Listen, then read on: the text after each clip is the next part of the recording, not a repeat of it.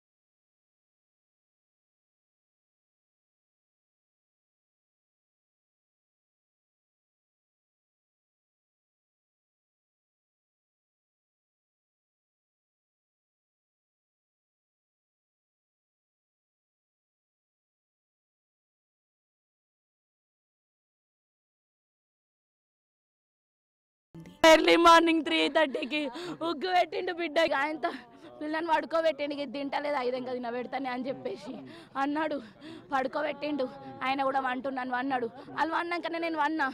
మధ్యలో నాకు తేలైంది కానీ చూసిన హాల్లో అన్నారేమో ఇద్దరు లేకుండా అని చెప్పేసి అనుకున్నా. ఇద్దరే ఎందుకు బయటకు పోతారని అత్తమ్మ ఫోన్ చేసింది. అలా సార్ ఫోన్ చేసిండు. ఆర్సో సార్ అని చెప్పి అనగానే భయం అయి లేసి వచ్చిన. ఆయన అంత లేకంగా లెటర్ దొరికింది అన్న. లెటర్ రాసి అని నాకు తండ్రి నా తండ్రి లెటర్ రాసిండే.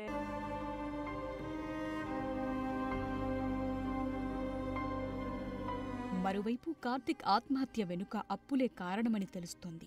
తన ఏడాదిన్నర కూతురు మానసిక స్థితి బాగోలేకపోవడంతో తరచూ ఆసుపత్రిలో చికిత్స చేయిస్తున్నారు. అందుకోసం అప్పులు తేవటం, దానికి వడ్డీలు కట్టడం కార్తిక్కు భారంగా మారింది. ఓవైపు కూతురి అనారోగ్యం, మరోవైపు పెరిగిన అప్పులతో సతమతమైన కార్తిక్ ఇలాంటి కఠిన నిర్ణయం తీసుకున్నట్లు తెలుస్తోంది. మరోవైపు కార్తిక్ మానస దంపతులకు 3 నెలల మరో కూతురుంది. అయితే సూసైడ్ లెటర్లో భర్త రాసిన పలు అంశాలు కూడా అనుమానాలకు దారితీస్తున్నాయి. భార్యను బ్లేమ్ చేయటం తనకిష్టం లేదని, ఇంకో పెళ్లి చేసుకోవాలని భార్యకు సూచించటంతో లెటర్పై అనుమానాలు కలుగుతున్నాయి. దీంతో భార్య భర్తల దాంపత్యంలో ఏదైనా వివాదం నెలకొందా? కార్తిక్ తన కూతురుతో కలిసి ఆత్మహత్యకు పాల్పడటానికి గల కారణాలేంటనే కోణంలో పోలీసులు విచారణ చేపట్టారు. కార్తిక్ తీసుకున్న తొందరపాటు నిర్ణయం తల్లిదండ్రులను, భార్యను శోక సంద్రంలోకి తీసుకెళ్లింది. సమస్య ఏదైనా కావచ్చు, ఆత్మహత్య మాత్రం పరిష్కారం కాదు. గట్టిగా నిలబడి సమస్యను ఎదుర్కొన్నవాడే మనిషి. ఈ నేహకు గత కొద్ది రోజుల నుంచి మన బ్రెయిన్ ప్రాబ్లం ఉన్నది. ఆ ప్రాబ్లం వలన ఇతను కొంచెం మనస్తాపం చెందింది. నిన్న అతని బర్త్డే సెలబ్రేషన్ చేసుకున్నాడు. మధ్యరాత్రి అతను తండ్రి కూతురు ఇద్దరు కలిసి బైక్పై నేలకల్ చెరువు వెళ్తున్నా అని చెప్పి ఇక్కడ వచ్చేసిండు. అంటే 3 to 4 మధ్యలో, ఎర్లీ అవర్స్ 3 to మధ్యలో బండి ఇక్కడ పెట్టి వాళ్ళిద్దరూ ఆమె హెల్త్ ఇష్యూ వలన ఇద్దరు చెరువులో దూకి ఆత్మహత్య చేసుకున్నారు.